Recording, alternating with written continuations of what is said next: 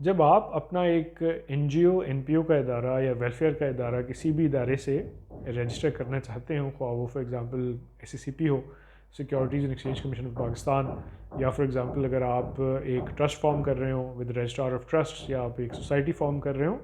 तो regardless of the fact कि इनमें से किस इदारे की कंपेरेटिवली ज़्यादा क्रेडिबिलिटी है, ये सारे गवर्नमेंट के इदारे हैं,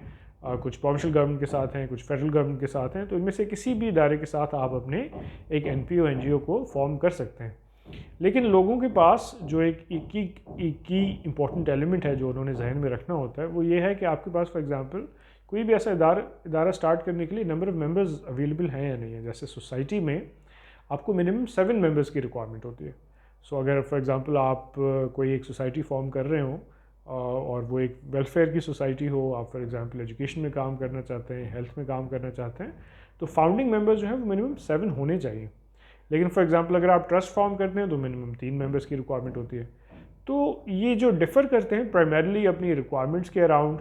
और इनके जो फॉर्मेशन स्टेप्स हैं, डिपार्टमेंट्स में इनकी एप्लीकेशन किस तरीके से मूव होगी, तो इन इन हवालों से थोड़े ये लॉज और ये सारी चीज़ें थोड़ी डिफ़र करती हैं। अदरवाइज़ इट्स पॉसिबल कि इनमें से किसी भी एक्ट एक लॉ के अंदर जो है वो, ख्वाह वो फॉर एग्जांपल ट्रस्ट एक्ट हो, सोसाइटीज़ रजिस्ट्रेशन एक्ट हो, कंपनीज़ एक्ट हो 2017 का, आप किसी भी इनमें से एक लॉ के अंदर जो है वो आप अपने एक एनपीओ एनजीओ को फॉर्म कर सकते हैं, इसमें कोई भी प्रॉब्लम नहीं है।